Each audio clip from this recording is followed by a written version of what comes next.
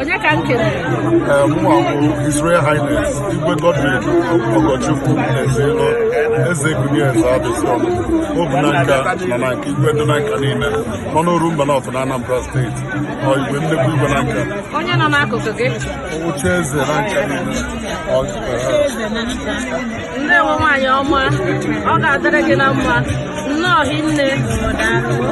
ka ihe isere na-eme ebe a nna m obi dị m ụtọ na ndị CIL Congress of Igbo Leaders mgbe na-eme tata ka amara na enwere Igbo Festival of Art and Culture ebe ha ya egosi ebe ndị Igbo na-eme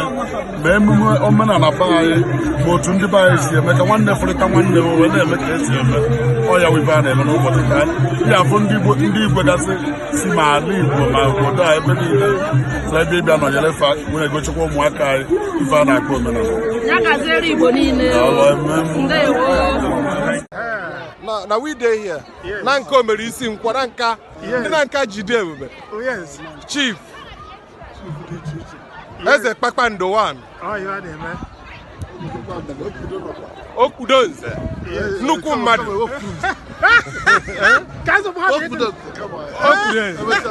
Chief ihe ahụ na nka tijuo gburugburu ndị na-eme ọfụma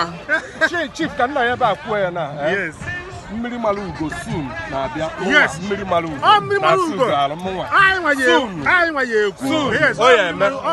mmiri mara ugo ọkwụrụ ya akwado ihe niile so my chief my men are confirmed so thank you what's Waga?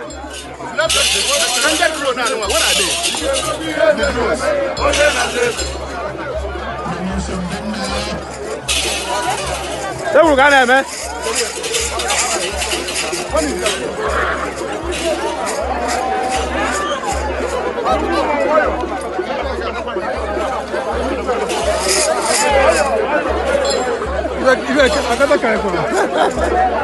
Sao mình đã về